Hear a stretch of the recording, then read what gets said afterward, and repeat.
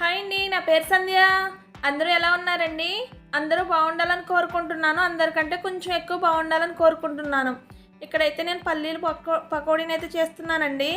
Gas మీద బాండీ పెట్టి ఆయిల్ వేసి హీట్ చేసుకోవాలి. ఒక బౌల్లో ఒక 1/2 కేజీ పల్లీలను అయితే తీసుకోవాలండి.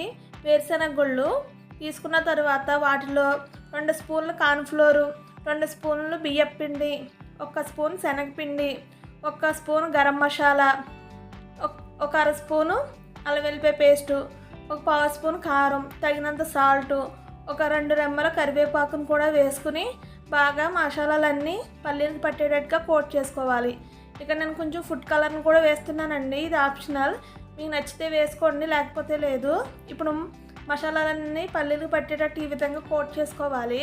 తర్వాత కొద్దిగా వాటర్ని ఇలా చిలకరించుకుంటూ పల్లీలకు మొత్తం పట్టాలండి. పిండి ఎక్కువ వేసుకుంటే మనకి బజ్జీల పిండిలాగా అయిపోతుంది. కొద్దిగా చూసుకుంటూ వేసుకోవాలి. ఈ విధంగా రెడీ అయిన తర్వాత చూస్తున్నారు కదా, ఈ విధంగా రెడీ అయిన తర్వాత హీట్ అయిన ఆయిల్లో వేసుకుని 1 నిమిషం పాటు కదపకుండా ఫ్రై అవనివ్వాలి. మీడియం టు హై ఫ్లేమ్ పెట్టుకుని ఫ్రై చేసుకోవాలండి. మరి హై ఫ్లేమ్లోనే ఉంచేస్తే పల్లీలు మాడిపోతాయి. అలాగే పైన పిండి క్రిస్పీగాను లోపల పల్లీలు పచ్చిగాను ఉంటాయండి. వేసిన తర్వాత మీడియం ఫ్లేమ్ పెట్టుకుని కాసేపు అయిన తర్వాత ఒక 2 నిమిషాల తర్వాత హై ఫ్లేమ్ పెట్టుకుని ఫ్రై చేసుకోవాలి. అప్పుడే మనకి క్రిస్పీగా ఫ్రై అవుతాయండి పల్లీలు. చూస్తున్నారు కదా, నాకు కొంచెం పిండి తక్కువైంది అనిపించింది.